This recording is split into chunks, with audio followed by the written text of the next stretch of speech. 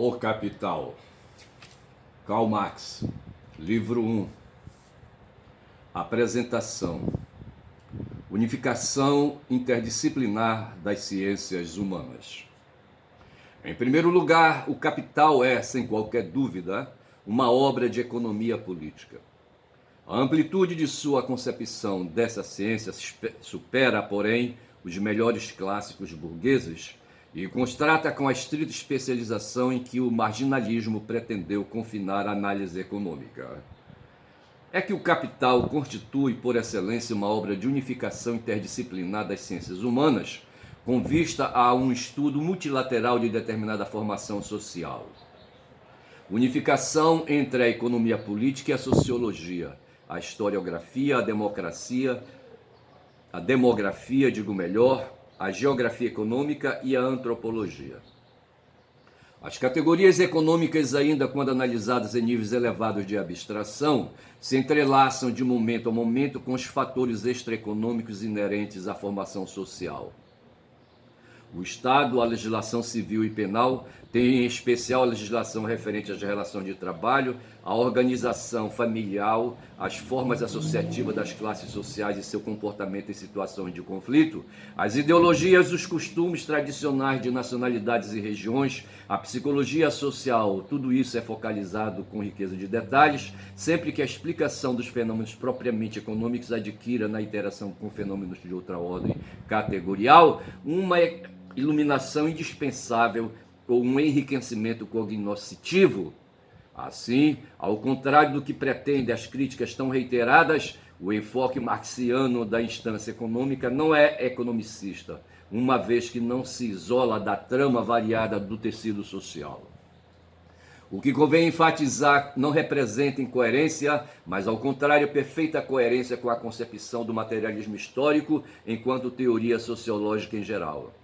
A concepção segundo a qual a instância econômica, sendo a base da vida social dos homens, não existe senão permeada com todos os aspectos dessa vida social, os quais, por sua vez, são modalidades diferenciadas, são instâncias da superestrutura possuidoras de desenvolvimento autônomo relativo e influência retroativa sobre a estrutura econômica. Obra de economia política e de sociologia, o Capital também é obra de historiografia. A tese de que o modo de produção capitalista tem existência histórica de que nasceu de determinadas condições criadas pelo desenvolvimento social e de que criará ele próprio as condições para seu desaparecimento e substituição para um novo modo de produção, essa tese já por si mesma também exige abordagem histórica e, por conseguinte, implica tratamento por meio de procedimentos característicos da historiografia. Repito, da historiografia.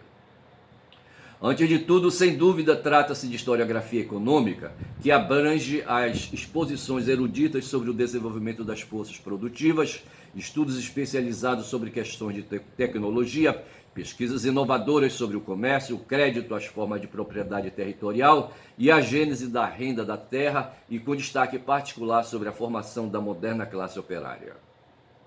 Mas em relação mesmo com a história econômica, temos outro sim história das instituições políticas, a evolução das normas jurídicas, veja-se o estudo pioneiro sobre a legislação trabalhista, a história das relações internacionais. Os estudos sobre a lei da população, do modo de produção capitalista, bem como sobre as migrações e colonização, focalizam temas de evidente contato entre a economia política e a demografia. Por fim, encontramos incursões e sugestões nos âmbitos da geografia econômica e da antropologia. A decidida rejeição do geodeterminismo não conduz ao desconhecimento dos condicionamentos geográficos, cuja influência no desenvolvimento das forças produtivas e das formações sociais é posta em destaque. Em contrapartida, acentua-se a ação transformadora do meio geográfico pelo homem, de maneira que as condições geográficas se humanizam à medida que se tornam prolongamento do próprio homem. Mas a humanização da natureza nem sempre tem sido um processo harmônico. Marx foi dos primeiros a apontar o caráter predador da burguesia, com reiteradas referências, por exemplo, à destruição dos recursos naturais pela agricultura capitalista. Sob esse aspecto, merece ser considerado precursor dos modernos movimentos de defesa da ecologia em benefício da vida humana. Do ponto de vista da antropologia, repito, Do ponto de vista da antropologia, o que sobreleva é a relação do homem com a natureza por meio do trabalho e a humanização sob o aspecto de autocriação do homem no processo de transformação da natureza pelo trabalho. As mudanças nas formas de trabalho constituem os indicadores básicos da mudança das relações de produção e de formas sociais em geral do intercurso humano. O trabalho é, portanto, o fundamento antropológico das relações econômicas e sociais em geral. Ou seja, em resumo, o que Marx propõe é a antropologia do homo faber. Ou seja, em resumo, o que o Marx propõe é a antropologia do homo faber. Embora de maneira de todo inconvencional, o Capital se credencia como realização filosófico basilar. Como sugeriu Zelensky, o livro marxiano faz parte das obras que assinalaram inovações essenciais na orientação lógica e metodológica do pensamento. Sem qualquer exposição sistemática, porém, aplicando-se em tudo e por tudo, Marx desenvolveu a metodologia do materialismo dialético e se situou, a justo título, a par com aqueles criadores das ideias que marcaram época no pensamento sobre o pensamento, de Aristóteles a Descartes, Bacon, Locke, Leibniz, Kant e Hegel. Para este último, com o qual Marx teve relação direta de sequência e superação, a lógica por si mesma se identifica à ontologia, a ideia absoluta é o próprio ser. Assim, a ontologia não podia ter caráter idealista e especulativo, obrigando a dialética, máxima conquista da filosofia hegeliana, a abrir caminho em meio a esquemas pré-constituídos. Com semelhante configuração, a dialética era imprestável ao modelo científico. Digo melhor, com semelhante configuração, a dialética era imprestável ao trabalho científico e por isso mesmo foi sepultada no olvido pelos cientistas que a preteriram em favor do positivismo. Quando deu à dialética a configuração materialista necessária, Marx expurgou-a das propensões especulativas e adequou-a ao trabalho científico. Ao invés de subsumir a ontologia analógica, são as categorias econômicas e sua história concreta que põem à prova as categorias lógicas e lhe imprimem movimento. A lógica não se identifica à ontologia, o pensamento não se identifica ao ser. A lógica é consciência de ser prático material que é o homem. A dialética do pensamento se torna a reprodução teórica da dialética originária inerente ao ser, reprodução isenta de esquemas pré-constituídos e impostos de cima pela ontologia idealista. Mas ao contrário de reprodução passiva, de reflexo especular do ser, o pensamento se manifesta através da ativa intervenção espiritual que realiza o trabalho infindável do conhecimento. Trabalho criador de hipóteses, categorias, teoremas, modelos, teorias e sistemas teóricos. Método e estrutura do capital. A esta altura chegamos a uma questão crucial nas discussões marxistas e marcológicas. Repito, a esta altura chegamos a uma questão crucial nas discussões marxistas e marcológicas. Repito, a esta altura chegamos a uma questão crucial nas discussões marxistas e marxológicas, a da influência de Hegel sobre Marx. Quando estudava a ciência da lógica, surpreendeu-se Lenin com o máximo de materialismo ao longo da mais idealista das obras de Hegel. Com ênfase peculiar, afirmou que não poderia compreender o Capital quem não fizesse o prévio estudo da lógica hegeliana. Oposta foi a posição de Stalin. Considerou a filosofia hegeliana representativa da aristocracia reacionária e minimizou sua influência na formação do marxismo.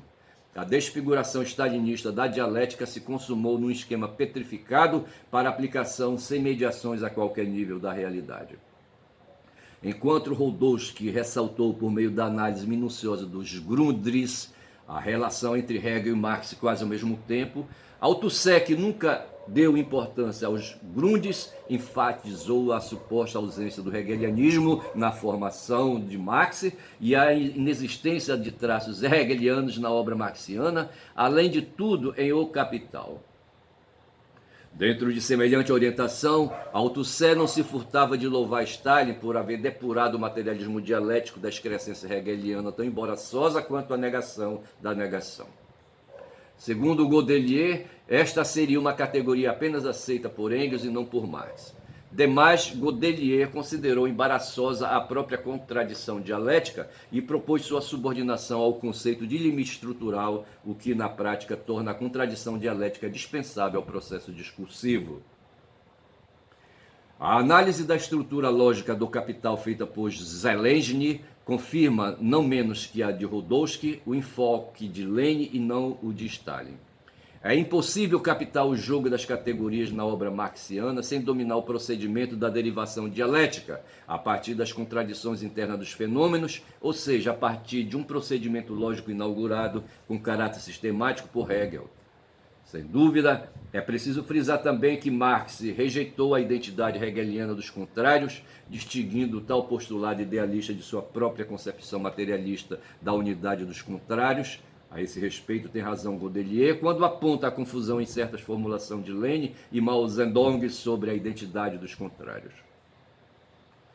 A derivação dialética materialista é aplicada em todo o trajeto da exposição marxiana, porém provoca impacto logo no capítulo inicial sobre a mercadoria, por isso mesmo o causador de tropeços aos leitores desprovidos de familiaridade com o método dialético.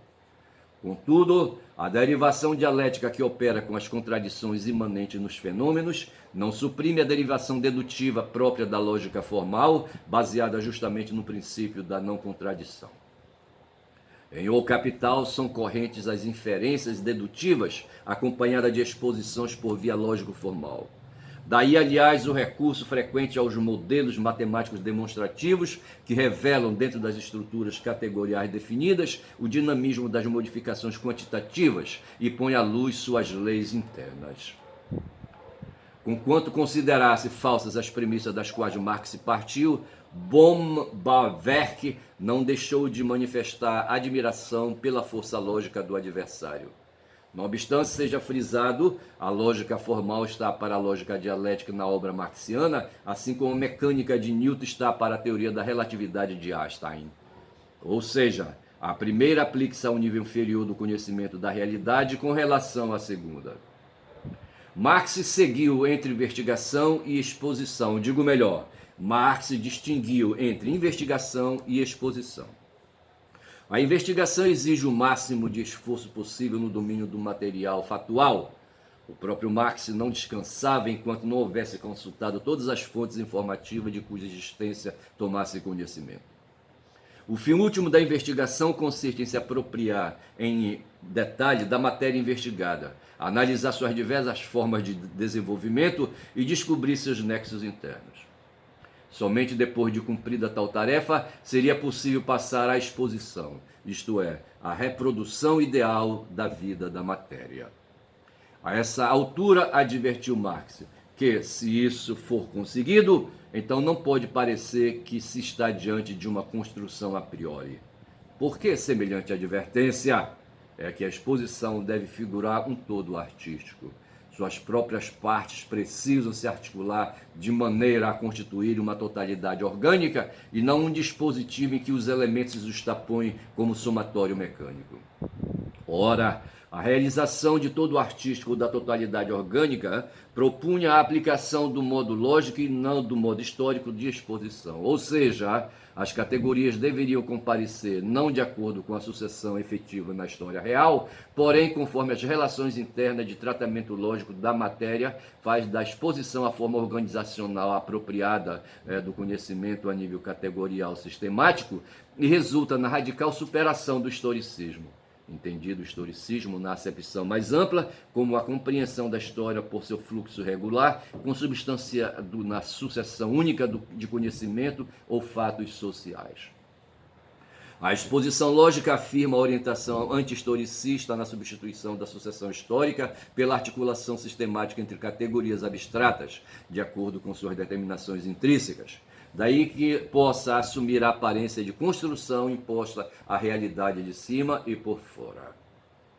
Na verdade, trata-se apenas de impressão superficial contra a qual é preciso estar prevenido. porque se supera o histórico, o lógico não o suprime. Em primeiro lugar, se o lógico é o fio orientador da exposição, o histórico não pode ser dispensado na condição de contraprova.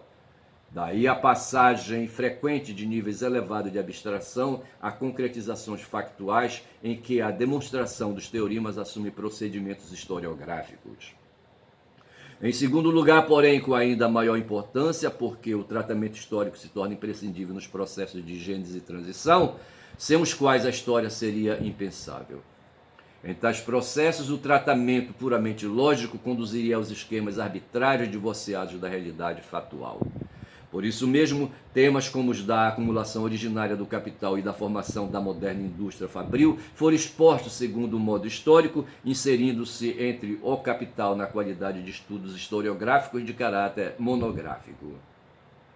Em suma, o lógico não constitui o resumo do histórico, e nem há paralelismo entre um e outro, conforme pretendeu Engels, porém entrelaçamento, cruzamento, circularidade. A interpretação altusseriana, a interpretação altusseriana conferiu estatuto privilegiado ao modo de exposição e atribuiu às partes históricas do capital o caráter de mera ilustração empirista. Se bem que com justificadas razões pusesse em relevo a sistemática marxiana, Althusser fez dela uma estrutura formal desprendida da realidade concreta, o que o próprio Marx explicitamente rejeitou. O tratamento lógico é também o que melhor possibilita, e no mais fundamental, o único que possibilita alcançar aquele nível de essência em que se revelam as leis do movimento da realidade objetiva.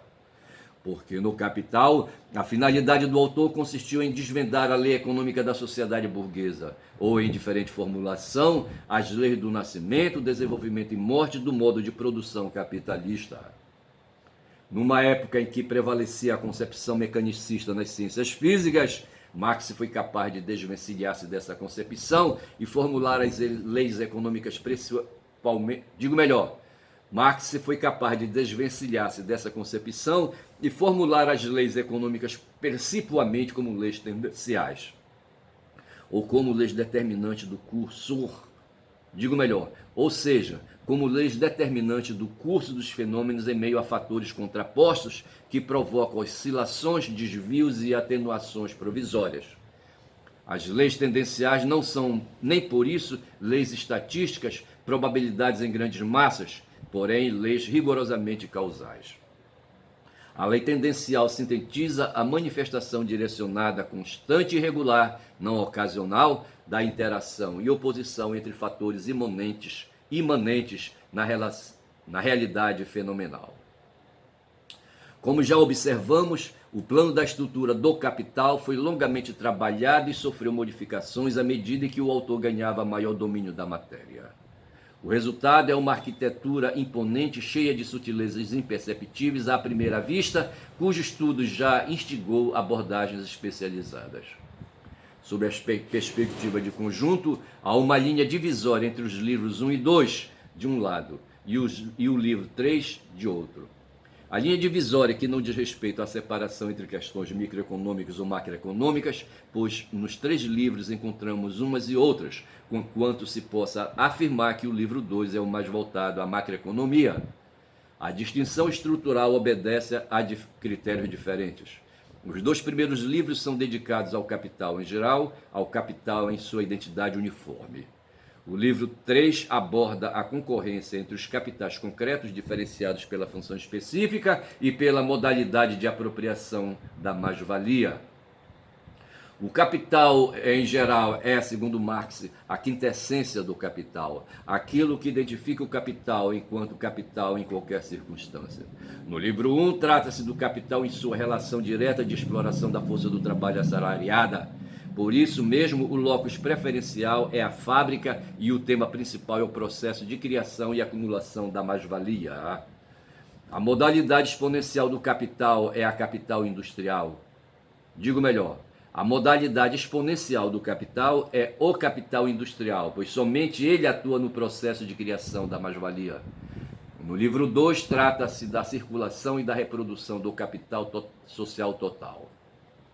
O capital é sempre plural, múltiplo, mas circula e se reproduz como se fosse um só capital social, de acordo com as exigências que se impõem em meio a inumeráveis flutuações e que dão ao movimento geral do capital uma forma cíclica.